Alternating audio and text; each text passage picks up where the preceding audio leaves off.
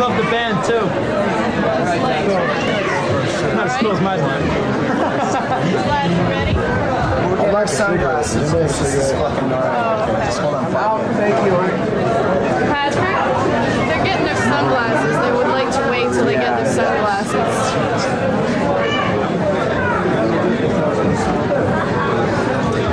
You wanna? What?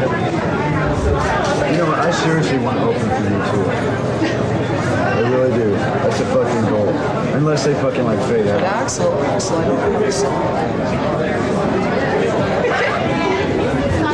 You open. I know. You know, man, everybody knows I'm be there.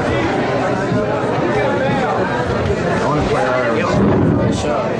Oh yeah, because we'll bring out all our ballads. It'll be like really emotional thing. I like that. Oh, okay.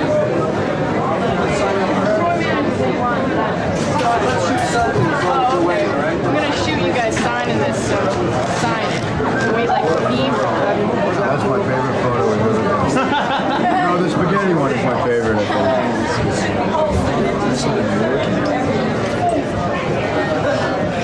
What'd you just do? I hate that picture.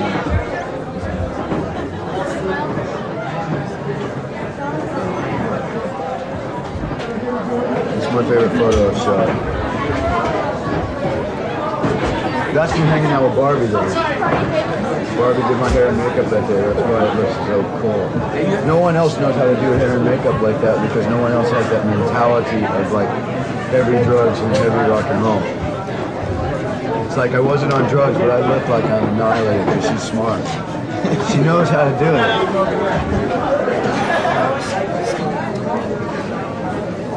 Don't I? Look. Don't I look like I'm wasted? I know, it's like I sat there and like calmed myself down and stared at the ground and got my... Like what?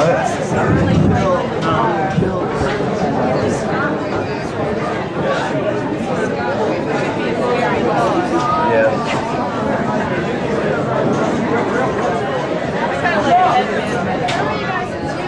I like a little bit.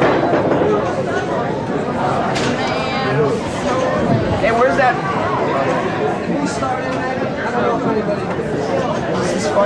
I'm ready anytime, man. I like this bitch. Alright, so let's do this, man. I'm getting ahead of it. Hey, student. Hey, Flavor, let me see that black pen. What is this for? Who? Oh, those guys? Yeah. Hey, Fledman. What? Duh. Let me see that black pen.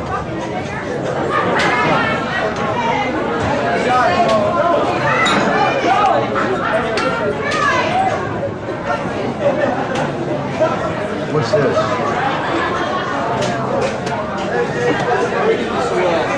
What is this here? Why don't we start?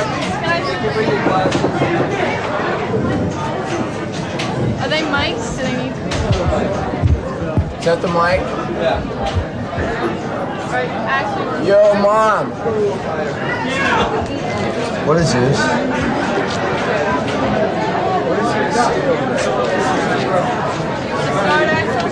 Sure. most people probably think it's kind of strange or odd that a band considered heavy metal would be going around the stores doing acoustic sets. Do you think the music still has the impact without the loud volume? Oh yeah, well we don't consider ourselves a heavy metal band, we consider ourselves a rock and roll band. And so it's like, rock and roll covers everything. So we try to play as many things as we can learn how to play. How did you choose what songs you were Well, some of the songs were written acoustically, and we'll be putting out an acoustic EP sometime late next year. And other songs, like a lot of the stuff was written originally acoustically, and then we take it into the studio and end up doing it electrically. Wait, these are mine. I don't ever really rehearse with the band. Where'd you find them though? They're nice. Great, you just blew everything. I'll ask you this question again. some of the songs are written acoustically and you're going to be putting them out on an EP? Yes. When we originally got signed, we recorded a lot of material acoustically. And then we've gone back in the studio and done some more. Just kind of like gone in one day and done it in one day. It's, you know, with this particular album, Appetite for Destruction, we wanted to put the rock and roll out first, the hard stuff out first. But you know, there'll be a lot of variation on the next records, all kinds of material. We won't ever give up the hard stuff, but you know, we'll venture into all kinds of new territories. If there are so many. Yeah, I mean, it's like, name anybody that you've ever listened to. If we've heard of them, they're an influence. You know, mainly, it's a lot of the 70s hard rock bands, like Aerosmith, Led Zeppelin, Alice Cooper, AC/DC. But, you know, I listen to everything from old Bessie Smith, Frank Sinatra, to Metallica's latest, you know, and to M.O.D., to Bananarama. It doesn't really matter. How do you consider yourselves different from other rock and roll bands? A lot of bands are scared to venture into any territory except hard rock, and it's a lot of guys who feel like, well, if I do that, I'm wimpy. You know, no, it takes more heart to venture. We do whatever. I won't say any curse words. So it's just we do whatever we want. We do what we felt like doing, and that's what we've been doing, and that's why people like us in the first place. Why do you feel so many people compare you to Aerosmith? Because it's sort of the same genre of style as far as the hard rock, they're a blues-based hard rock band that are real American street level rock, and we're from America and we like street level rock, so it's real similar. This band comes from all over the place, like Seattle, Indiana, and England. How did you all get together? We were the only 5 people that could actually. I mean, this was the only singer, that was the only guitar player, that was wherever they are. It's the only people I could play with to start a band with that I liked. Same here. We went through so many different people, and this ended up being the people that we most believed in. We're like the family. We believe in each other. How would you describe a Guns N' Roses live show? It varies depending on how the crowd is. Sometimes the crowd's like mesmerized and they stand there and they don't move. Other times they're like a bunch of thrashers, you know, and so like it varies on how it's going to be. We just give everything that we have during the show to the point of like it takes a lot of time to recover afterwards. Describe a city and then describe a reaction from us and then describe a reaction from the crowd, and that's what we do. You know, if you got a crowd of a bunch of stage divers diving off the balconies and stuff, that's how we are on stage. If they're all laid back and mellow, then we kind of get laid back and mellow and get into that groove.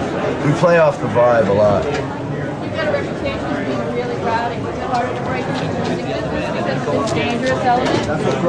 No, that's what broke us into it.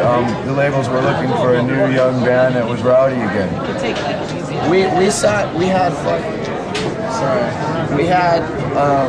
I think there were 7 labels looking at us, right? And we weren't even looking for a record deal. We were just playing, you know? So what we did was we signed our deal on our own, you know, we said, well, this is what we want to do. We don't care for a record deal if you're not going to give us what we want, right? So you don't feel restricted by being on a major label? No, we're not restricted at all. We have complete freedom.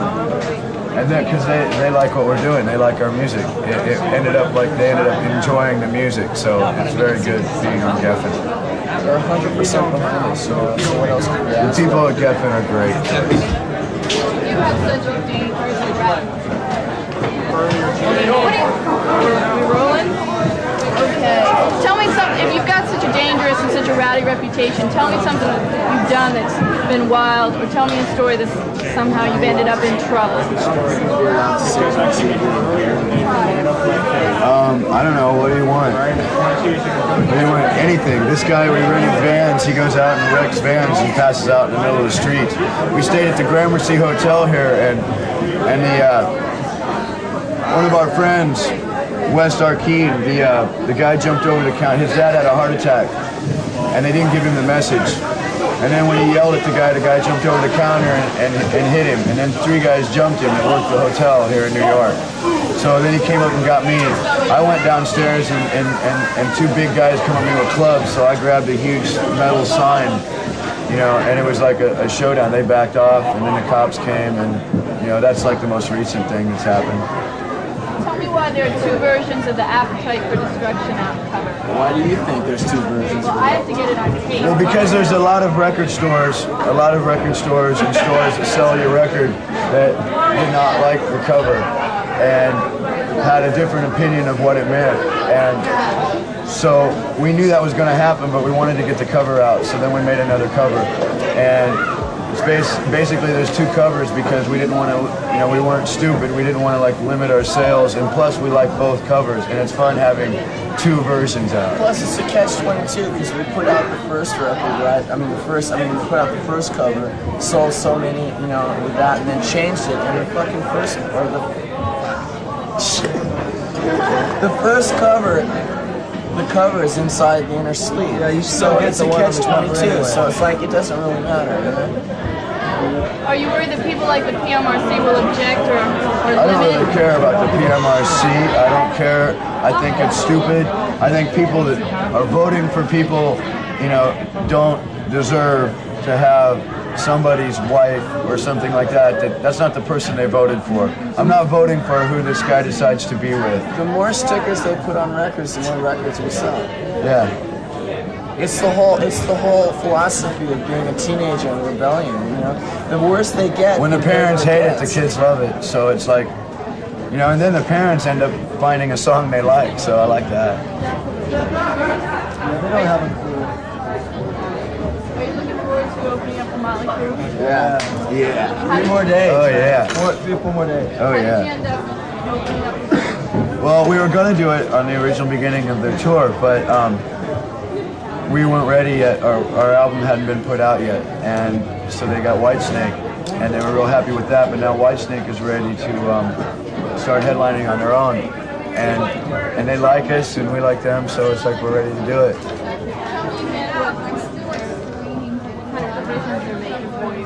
We don't know. They're rolling out like the red carpet. They're giving us more lights than they usually give an opening act. They're giving us more monitors and more things. Yeah, they're really helping us because they're into what we're doing. And like someone told me the other day, Circus Magazine told me that Vince Neil said some nice things about us. He goes, "Besides, I figure that any kid that has a Guns N' Roses album has a Motley Crue album too, so this should be great." It's probably, if you think about it, I think it'll be a good show for the kids. The best tour. For what we do, for what Motley Crue does, what we do. It's pretty like, legit. Putting it right together. It's like, who else, There hasn't been a rumble. It's pretty legit and unpretentious and not aimed at top 40 radio. It's aimed at just coming from the heart, rock and roll. Do you think Vince being a teetotaler or at least doing these rad commercials will affect any kind of backstage antics during this I think you have to do those because of other reasons. I wouldn't even want to get involved. Probably. Yeah, and I don't think it'll affect us. It's like we won't do anything to stir up any trouble on the tour. In the hotel rooms is another story. Living such a quote-unquote reckless life, do you think there's any danger of burning out too early? Do you plan on being around for a couple of years? I'm not necessarily interested in the longevity as long as the music sticks around. As far as I'm concerned, it's just as long as we believe in what we're doing. We care about each other enough to keep each other in line. Like I saved this guy's life a couple times this week. Yeah, it's